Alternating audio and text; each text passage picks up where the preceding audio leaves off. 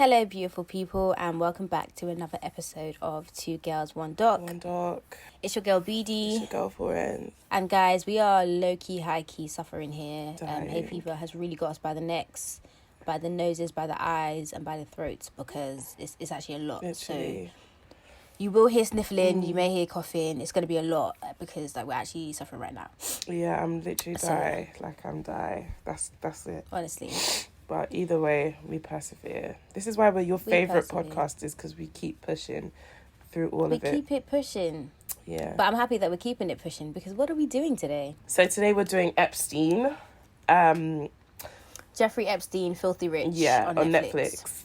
Which is really good because, obviously, I don't know if you guys have followed everything that's been going on in the news, but since the murder of another black man in America, Anonymous have come out and they've been releasing some Jeffrey Epstein information that obviously the public weren't privy to because they've hacked into Trump's whatever. So obviously there's a lot of discussion about Epstein and the celebrities who were known to fraternize with him and go to his private island. So yeah, this documentary really came out at the perfect time because I don't know a better time it could have come out, to be honest. Yeah, and I'm just happy it's out because everyone's heard the stories and the rumours and stuff, and it's just been a whole lot of noise and a whole lot of information, but I never really knew the depth of victims the survivors or do you know what I mean? I never really knew about how deep it ran. But it runs so deep, it's actually a mad thing. And there's 4 episodes in this series, so we're going to cover all 4 over the next 4 weeks. So, yeah.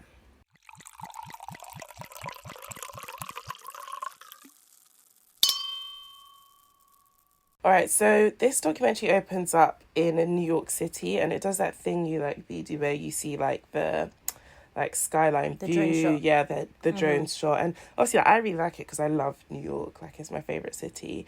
So we meet a woman called Vicky Ward, and she basically wrote an article on Epstein for Vanity Fair, and she basically tells us a bit about the illusion of Epstein. He was kind of like a Gatsby figure.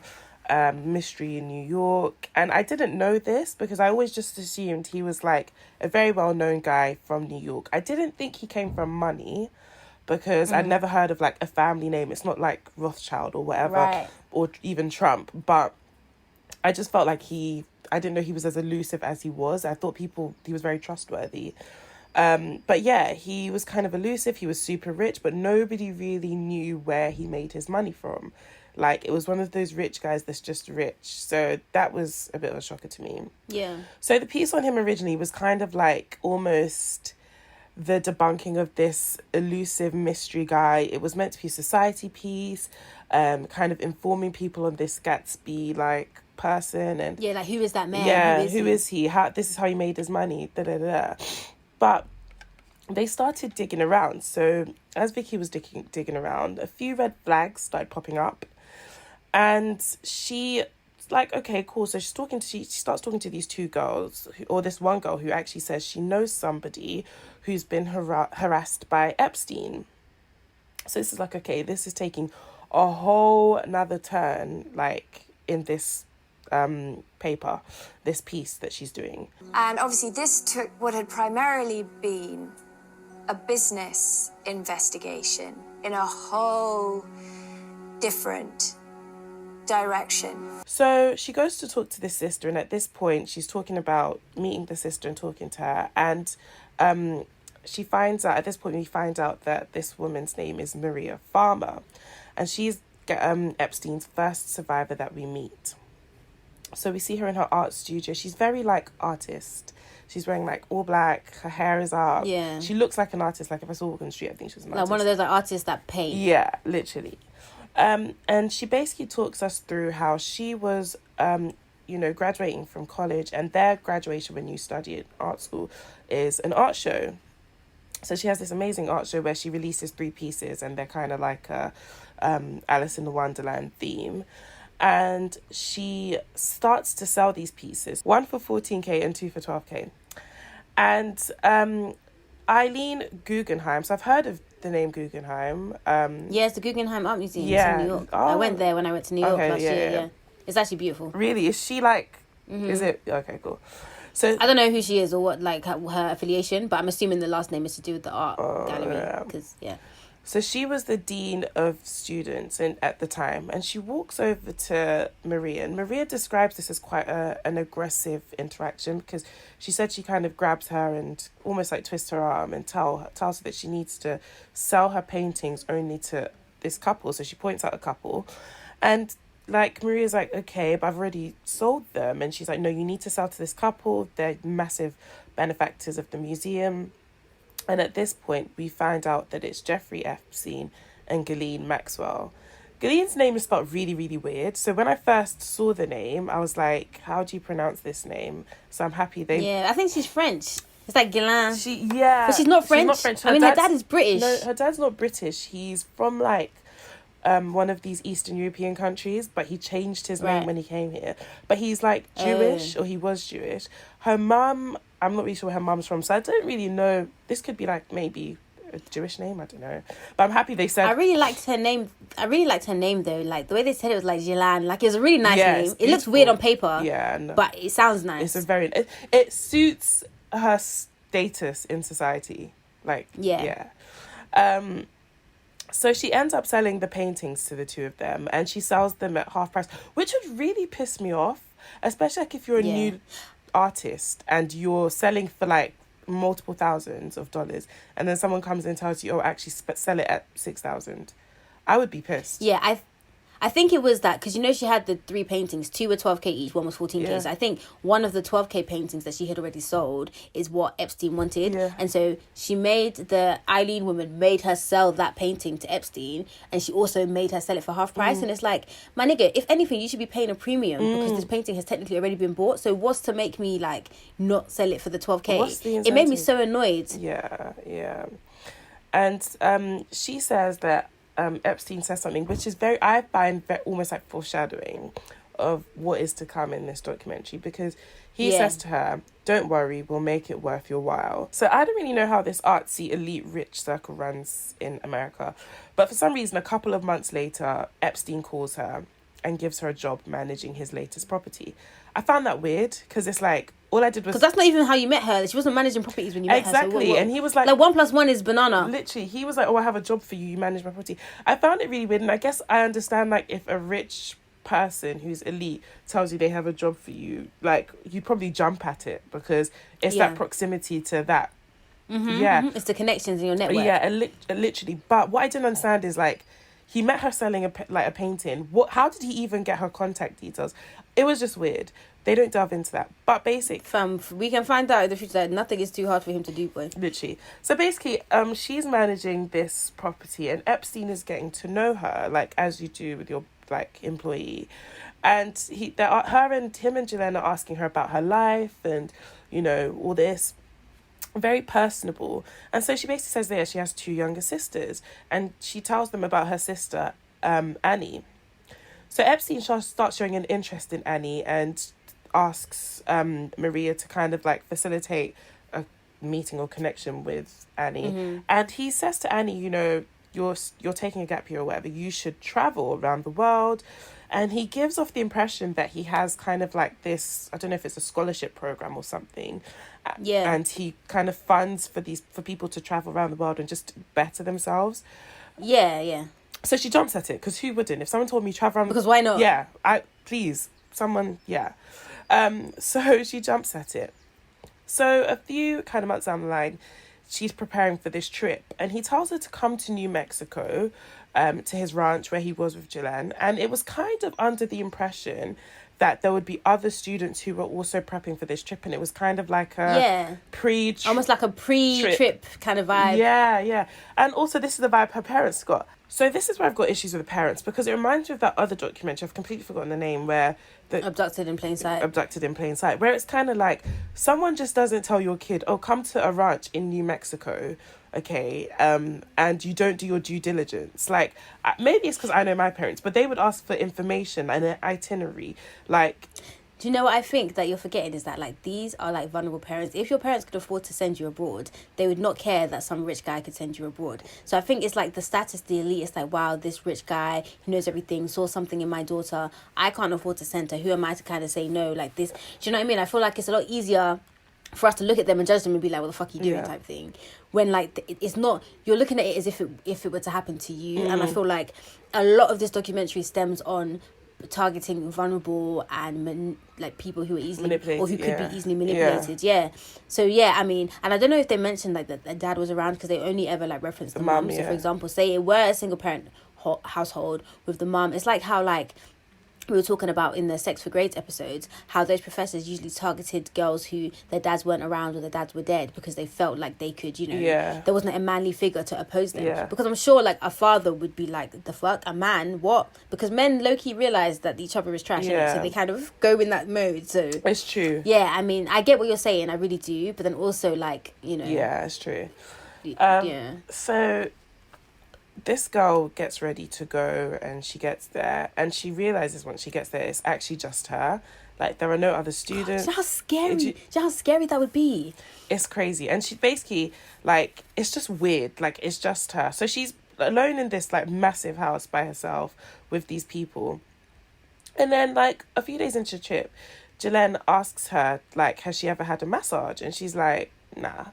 So Jalen massages her and stuff, and it turns into kind of like sexual harassment, because she touches her, and like she says that where the massage bed was like placed or based or whatever, Epstein could see. So obviously she knew he was watching this happen. Almost like a voyeur, like sexual situation. Exactly. So then the next morning, he crawls into her bed, which again is petrifying. Like, it is so scary. And at first he's like, he just wants to cuddle. Then he starts touching her. And, like, it's just weird. So she tells nobody, focuses on her trip. And, like, Epstein and Ghislaine, like, they leave. She goes, like, away on her long trip around the world kind of thing. And she keeps it to herself. So back to Maria now. And Epstein's like, I want to send you to Ohio to help you with your career. And it's kind of like, okay, again, I didn't really understand because I have been to Ohio. So when I was in uni in America, that's where I was. Like, it's definitely not the hub of arts and culture. So I was like, what the fuck is she doing in Ohio? But okay. Shout out to my Bowling Green people. I love y'all. But he sent her to Ohio. And he actually sent her to this house that's basically like 2 doors down from like Les Wexner's house. And I've been to Les Wexner's house, not inside of it, but I've been as close to it as you can get. This house is like, it's bigger than a house. It's like massive. So again, she's in this massive house by herself, which I don't understand. Like, I wouldn't want to be there, but she's there anyways. So obviously, nothing Epstein does is for free. So him and Ghislaine come to visit. Honestly, that is the bottom line. Crux. Nothing Epstein does is for free. Don't ever think this man is like there's something in it for him, whether it's monetary or sexual. So him and Ghislaine come to visit, and they basically like sexually harass her.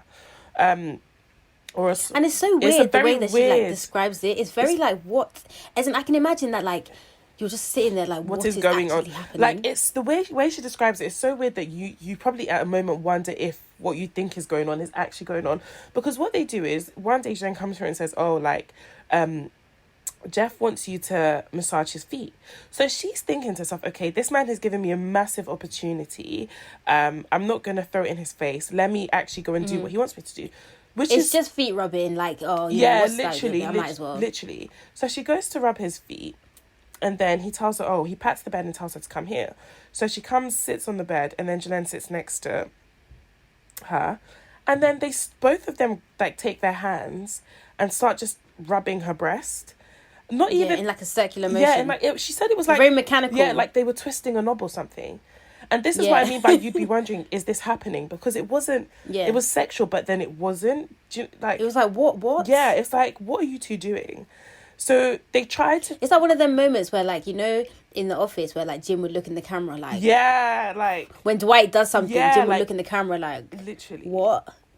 Don't worry, guys. We'll post you, an example of what this face is.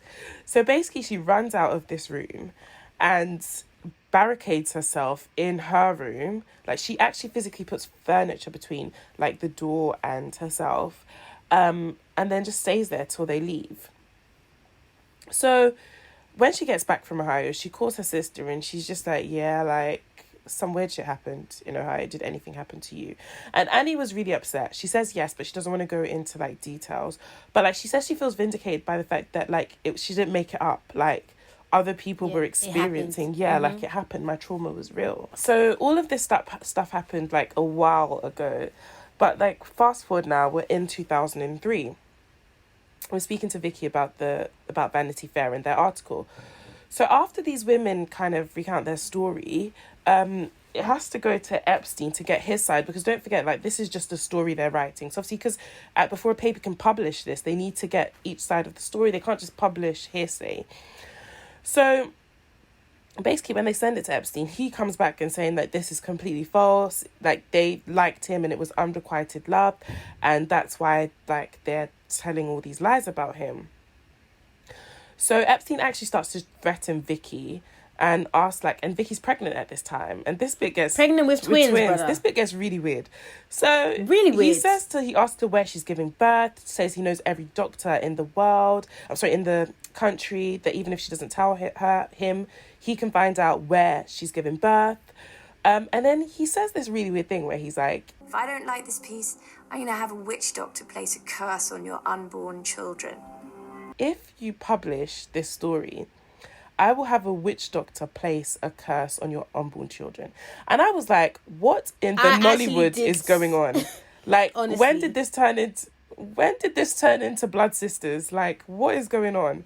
Like, it just went so left, and it was like, my brother, what do you know about witch doctors? And this thing, like, if Epstein hadn't committed such horrible, like, crimes, I actually would have been like, you're lying. Like, he didn't say that. But he just seems depraved and deranged. It's well within his remit. And you know what Vicky says? Yeah, Vicky's kind of like, he was so fucking creepy, like, over the phone. Like, I can only imagine, like, what it was like to be in his presence, let alone, like, hearing, abused by him. Literally. Because what?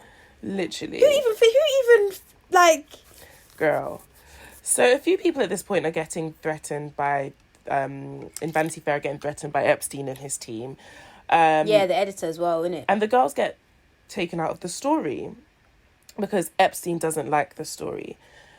What kind of power? Literally, this is what happens when you monopolize. This is why people do anything for money. Literally, all the powers that be.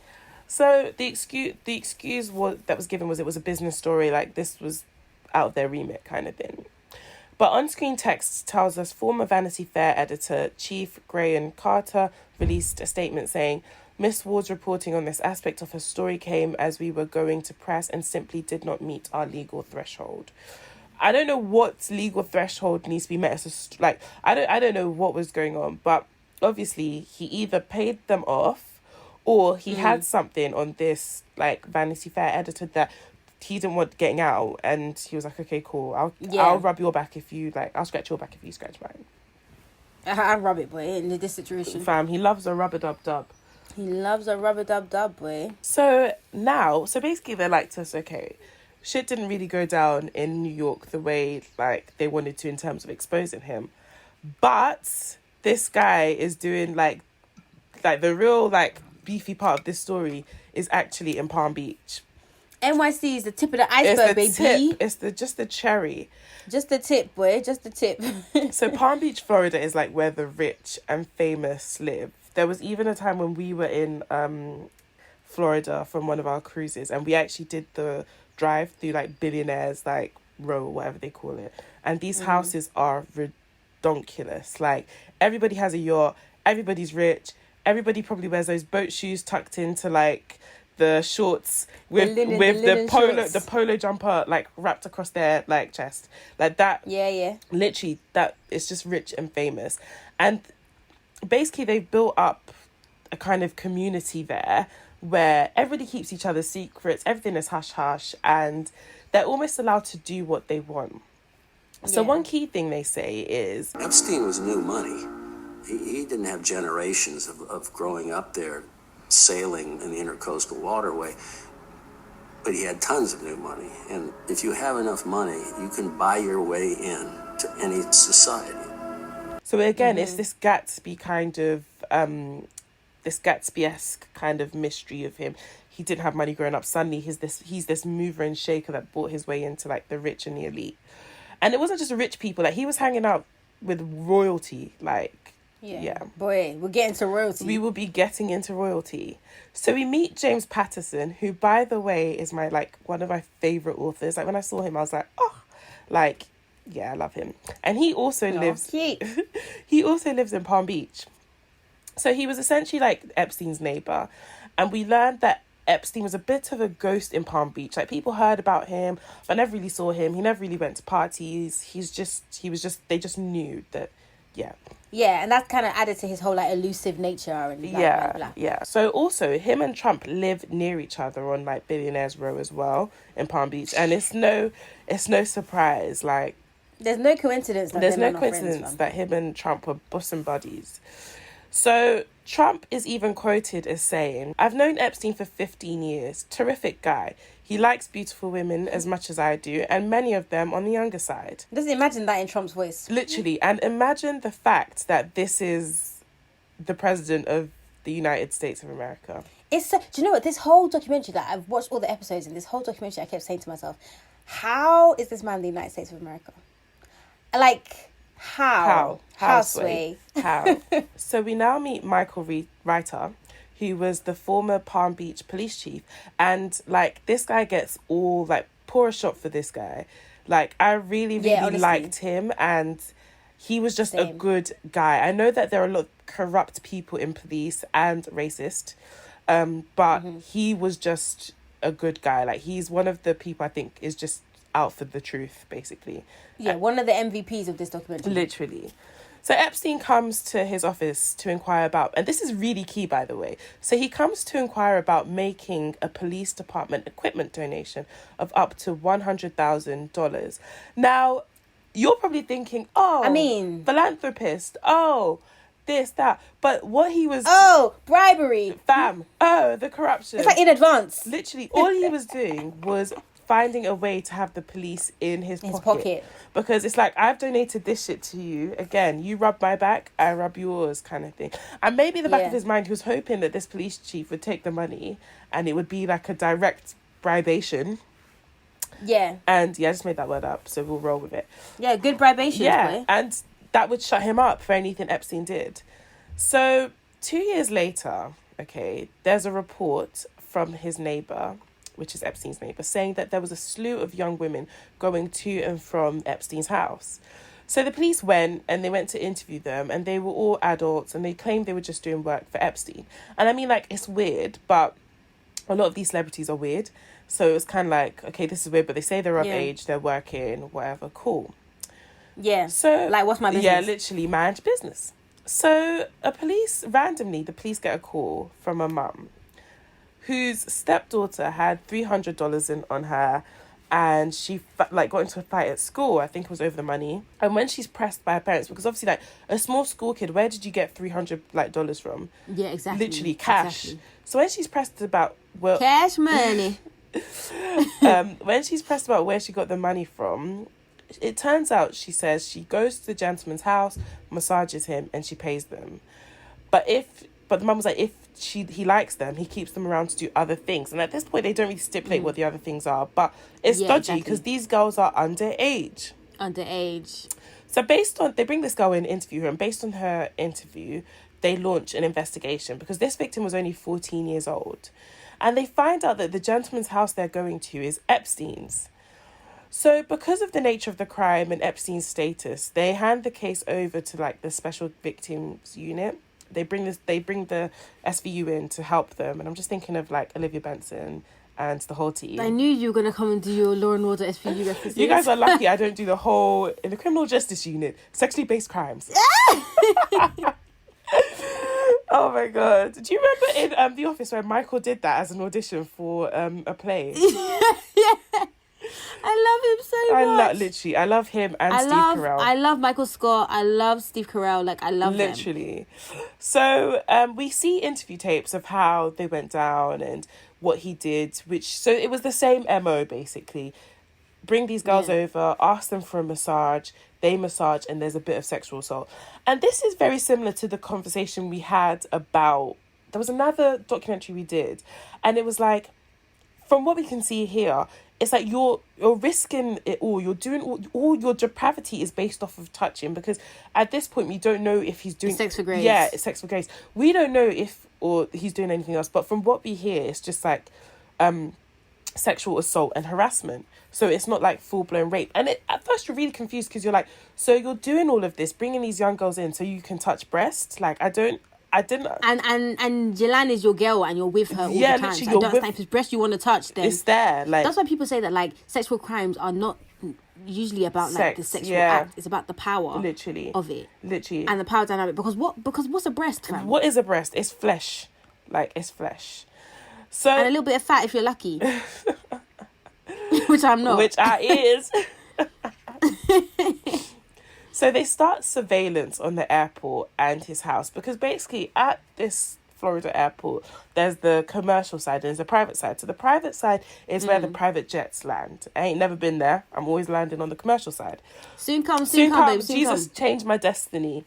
Subscribe, guys. Subscribe. Literally, subscribe. Let a bitch get a private jet, okay? So, Or two, man. Come on. Literally. So he has a private jet section and there's the commercial section, and that's where his jet is. So they start surveillance on it and on his house. And as they're like watching both places, the victim pool is just growing and growing. Like they're seeing different younger girls and they're bringing them in and they're questioning them. And it's just like the victims are like endless. And we learned that there are loads of schools in kind of like that area as well on a different side, and we'll talk about that. So he had hunting ground, like it was open season for this guy. So we meet Michelle Licata, which is our first survivor of like Florida that we meet, because we've obviously met the New York one, so now we're meeting the Florida ones. So she was told by a friend that there was a way they could make extra money. And her friend was like, yeah, like I could just imagine these teenagers like, oh my God, all you got to do is massage him for 45 minutes and he gives you $200. Like, girl, you've got to come. Like, let's go. So Michelle jumps in the car and goes with her friend. So they get there and he tells her she's pretty. She massages him. Then he asks her to strip. He starts touching her and he masturbates. And when he was done, he left her $200 and asked to see her again. So now we get into kind of like how he picked his, like, these women, or these girls, sorry. And basically, Epstein was from Palm Beach. And West Palm Beach was the poorer part of Florida, and this is where most of the girls he was recruiting were from. And you cross this bridge to get from one side to the other, and when you cross the bridge it's like two different like worlds. Ooh, Chile, the ghetto. Literally the ghetto. It's like north to south. I'm joking. Sorry to interrupt here. Speaking of the ghetto, do you know that they're putting Real Housewives of Atlanta on Netflix I saw. I am so excited. I'm so excited, especially because I haven't watched the latest season, so I can actually just watch it now. I didn't watch the early season. I think I started on like season 3. Girl, no. You need to go back and watch 1 to 3. That's what I'm saying. That's what I'm gonna do. So I get the references and stuff, but I didn't actually watch them. Yeah, you need to go back. So yeah, like when Cynthia married Peter, I didn't watch it. I just know what happens. Do you know what I mean? At the wedding. No, you need to watch. Yeah. So yeah, That's watch. And what I'm saying. You have a whole new like vibe to like I don't know if appreciation is the right word, but you'll feel differently. So yeah, obviously, like as you drive over this bridge, it's like two completely different worlds.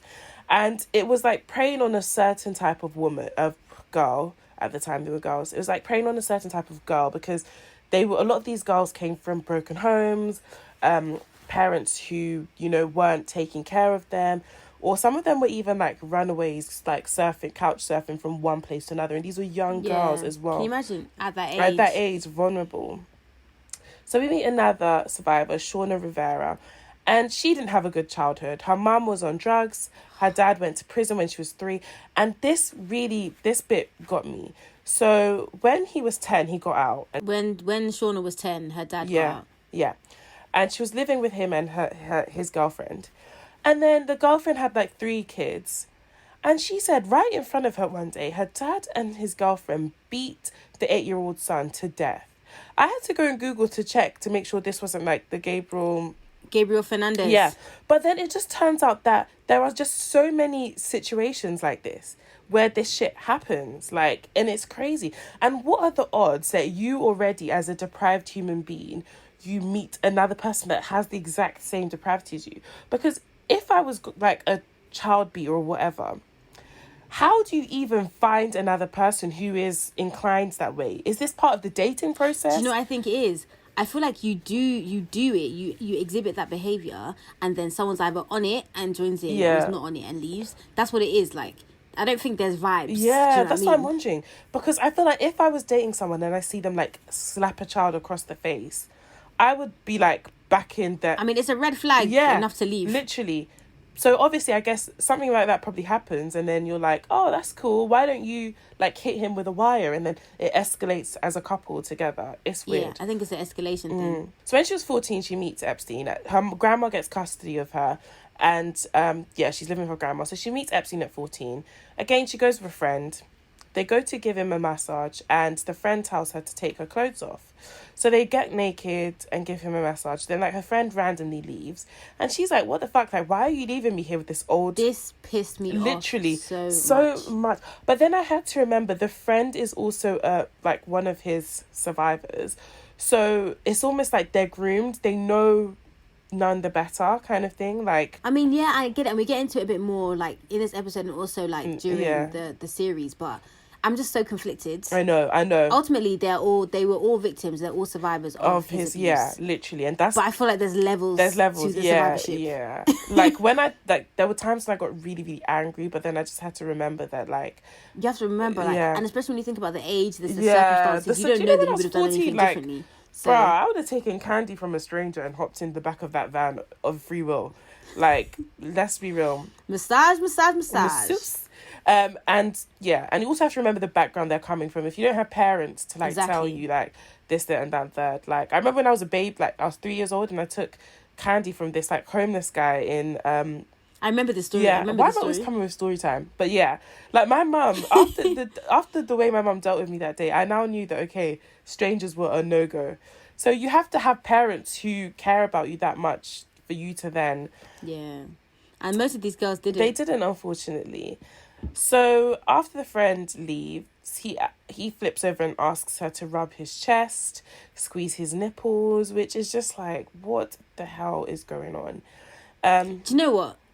Like what you like in it, but just make sure you like it with an adult who can consent. That's what I mean. To literally doing the fuck shit that you want to do. Literally, like, it's a very specific kink. Do it with an adult who's into that kink. Why are you doing it with small girls? Like, what are you talking about?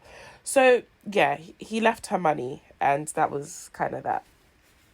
So a couple of months later, he requests for her to come back, and she kind of wanted money because she had no family structure. So she's like, okay, cool, I'm gonna go back to him. And this goes on for like 3-4 years.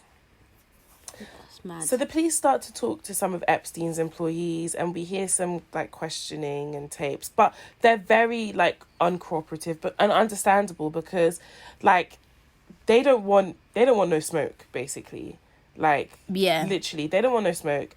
They know how powerful this man is. They know that there's a limit to what they can kind of push back if this thing blows. So they're like, listen, stop asking me questions. They tell the police the bare minimum and don't answer anything they don't have to. And also, like, I get the impression, like, we know with all the stuff about like RRS and stuff, some of them could have like immigration issues as well. Like there's a lot going on there. They have more to lose than Epstein, especially because of how powerful he is.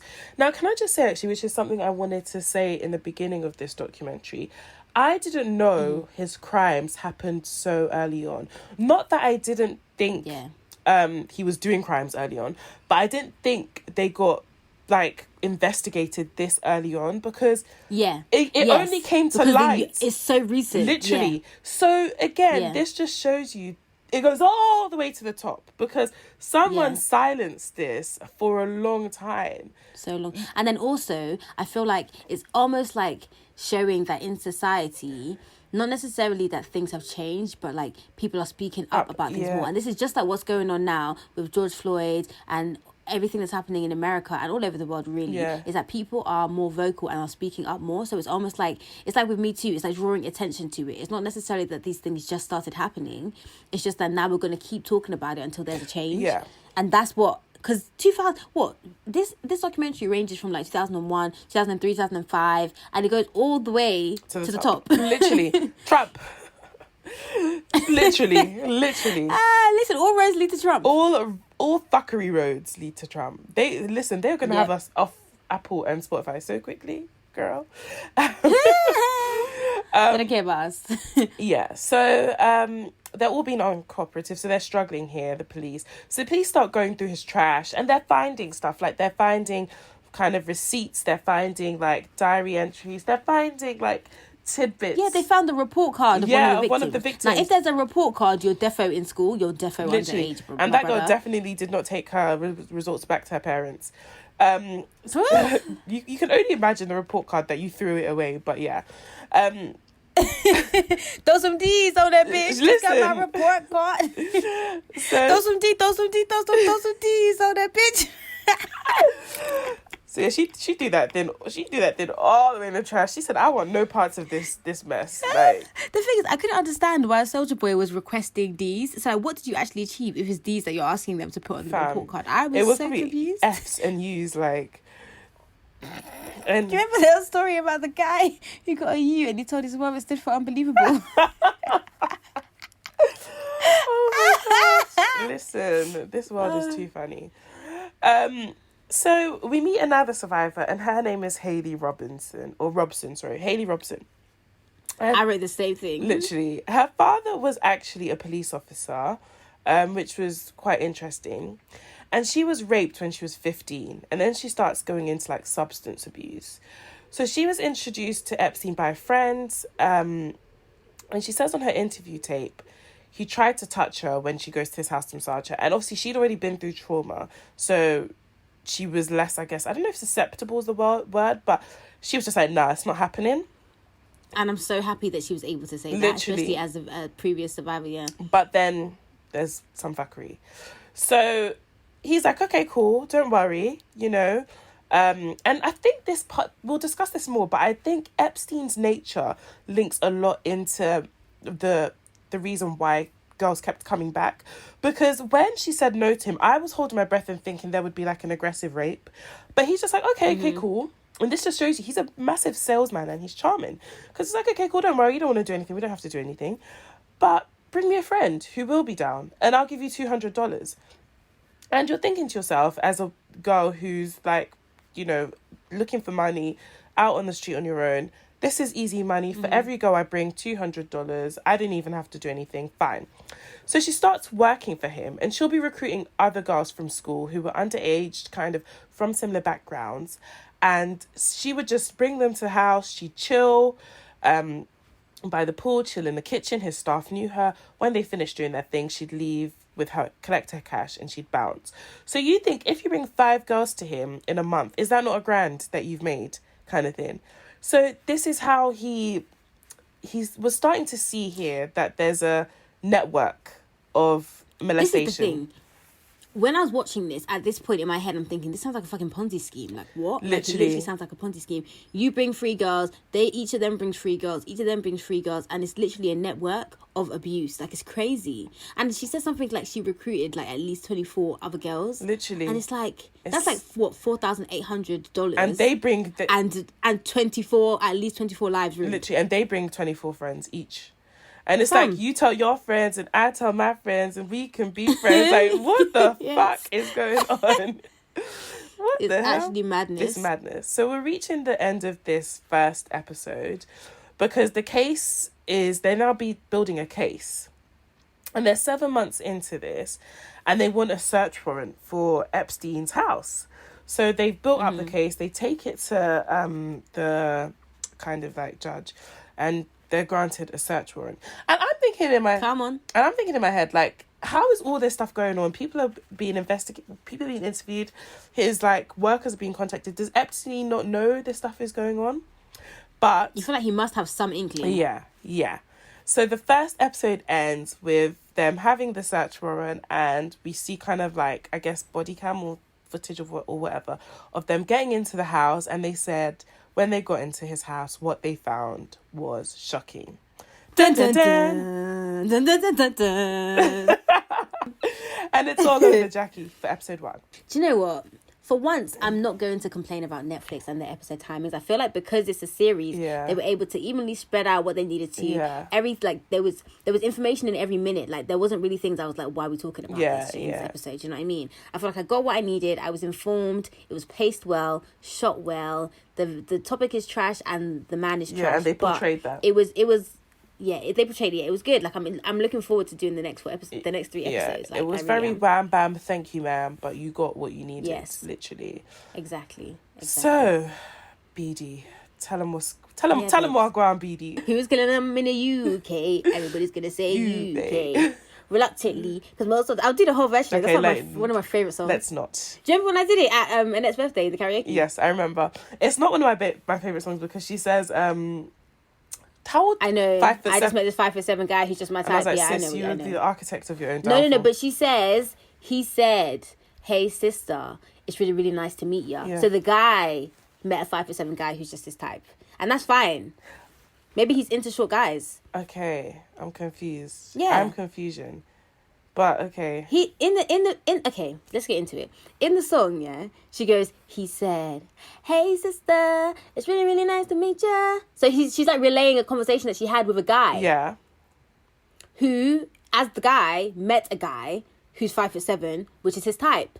So he met a guy that he likes who's 5'7". So the guy is into guys? Yeah, the guy's into guys. The guy on the phone to Estelle. Oh, I thought she was talking about a guy she met. No. She goes, he said, Oh, I need to read this song. Don't make me sing for the people there again. I don't think anybody knows this, because I think everybody thinks in the song she's singing about meeting a guy that she fancies that's 5'7" and he fancies her. No, I'm pretty Because is Kanye jumping on as the guy that likes guys? What is his... No, it's just a phone call in her verse. Okay. It's got nothing to do with anything. Guys, I will listen to this song and read the lyrics again and come back and we can discuss the new findings. We can, but I'm right, man. I've played that song so many times in my life. Okay, you probably are. I mean, you always right. I love that song so much, man. Anyway, if you guys want to hear me singing it or doing the Kanye verse in the next episode, let us know and I'll be sure to do that for you. Even if you're listening to this and it's late, like, we'll do it. BD's like, I'll do it at any given day. BD's like, 1 like and I'll do the whole verse, and she'll be the one that likes it. I'm dead. Low-key hacky. But yeah, guys, we're doing episode 2 next, Ovi. Please, can you, what do we say? Subscribe on Apple Podcasts. Follow us on Spotify. Tell a friend to tell her friend. Much like this episode, minus the abuse. You bring your friends, we bring our friends. Then we can be friends. But yeah, you can follow us on Instagram and Twitter at 2girls1doc. That's the number 2 and the number 1.